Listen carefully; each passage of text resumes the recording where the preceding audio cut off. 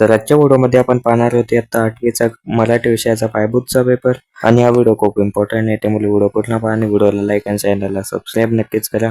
तर चला आता आपण इथे सुरू करूया. तर या ठिकाणी तुम्ही पाहू शकता अशा प्रकारे काय आपलं असणार आहे आणि तुम्हाला आधीच सांगतो हा पार्ट 4 आहे. बाकी पार्ट पाहिले नसतील तर ते तुम्ही पाहू शकता, कमेंट बॉक्समध्ये लिंक दिलेली आहे सर्व पार्टची.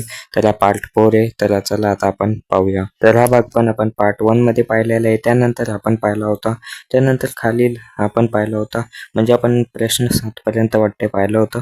तर आपण झालेला आहे आपला, आपण तरी पण तुम्ही इथे पाहू शकता आपण झालेलं आहे आणि हा पण इथे झालेला आहे, म्हणजे आपण झालंय.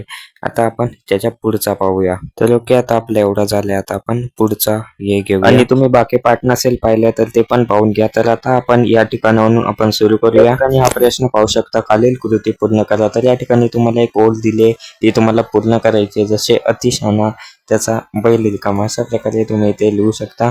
तर इथे 4 मार्क्ससाठी हे सर्व दिले आणि त्या खालचा आहे खालील वाक्याचा काल ओळख. तर या ठिकाणी तुम्हाला एक वाक्य दिले, तर त्याचा तुम्हाला काल ओळखून लिहायचं आहे. तर या ठिकाणी तुम्हाला काल माहीतच असतील, तर मला वाटतं हा वर्तमान काल आहे.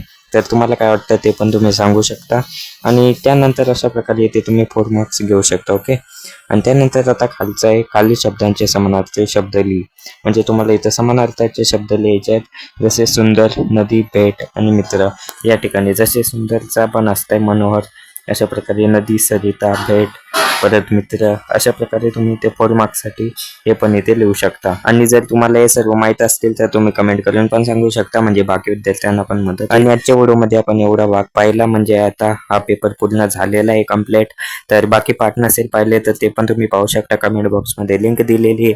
आणि मी तुम्हाला पुन्हा एकदा सांगतोय की हा सर्व सराव पेपर आहे, तो मी मागच्या वर्षीचा पेपर पाहून बनवला आहे, या वर्षीच्या विद्यार्थ्यांना मदत व्हावी यासाठी. तर अशा प्रकारे तुमचा हा या वर्षीचा काही पेपर असणार आहे, म्हणजे असाच नाही असणार, म्हणजे वेगळा असेल पण अशाच फॉर्मॅटचा असेल. तर तुम्ही याचा पण सराव करा आणि पुस्तकातला पण अभ्यास करा. तर ठीक आहे, आणि तुम्ही जर तुम्हाला इंस्टाग्रामवर आपल्याला फॉलो करायचं असेल तर तुम्ही करू शकता.